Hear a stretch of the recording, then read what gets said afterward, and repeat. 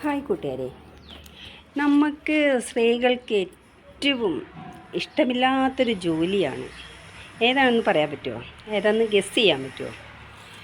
Guess ചെയ്യുന്നതിന് മുമ്പ് ഞാൻ തന്നെ പറയാം.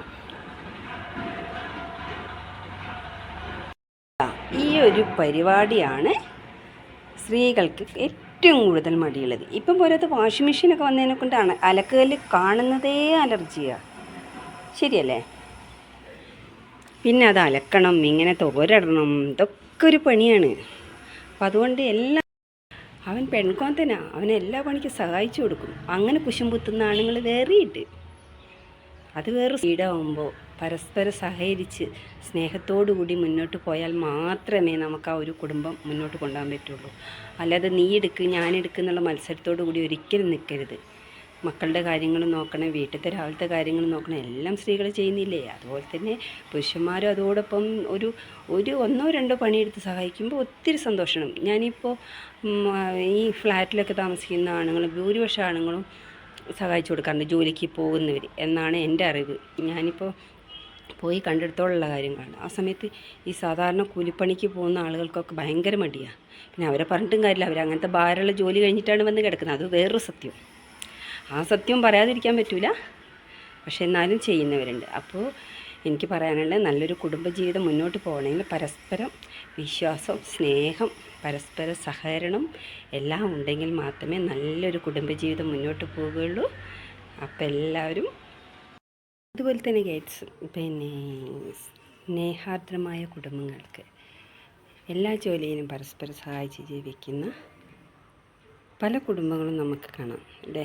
ഇപ്പോൾ ഈ വീഡിയോ കാണുന്ന പലരും അങ്ങനെ തന്നെ ആയിരിക്കും. അപ്പോൾ നിങ്ങളും ചിന്തിക്കും, ഞങ്ങളും അങ്ങനെ തന്നെയാണല്ലോ എന്ന് ചിന്തിക്കാറുണ്ട്.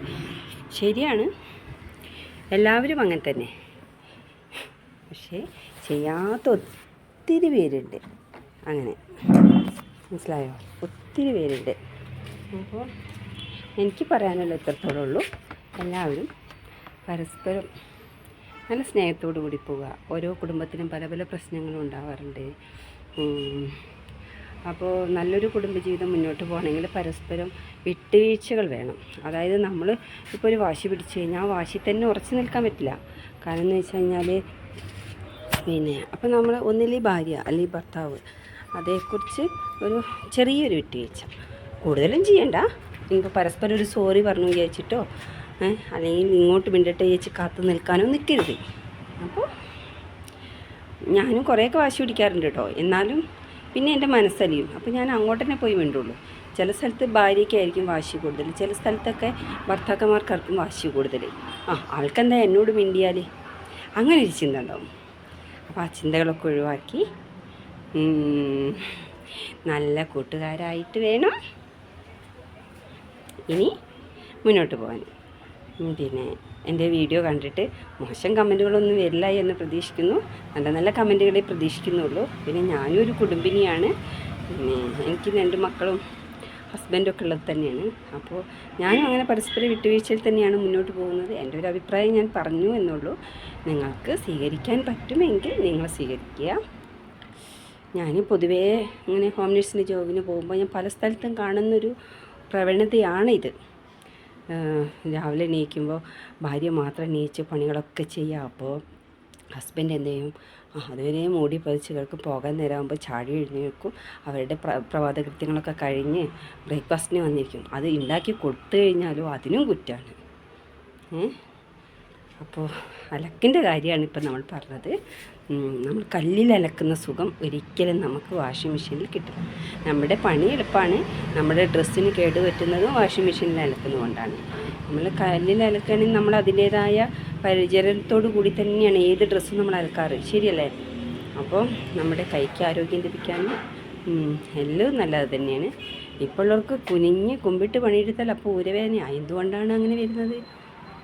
ഇപ്പോൾ പുതിയ പുതിയ മെഷീനുകൾ വന്നു.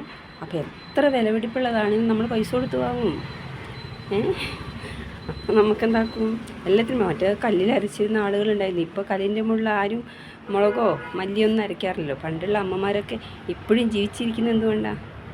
അവർക്ക് ആരോഗ്യമുണ്ട്.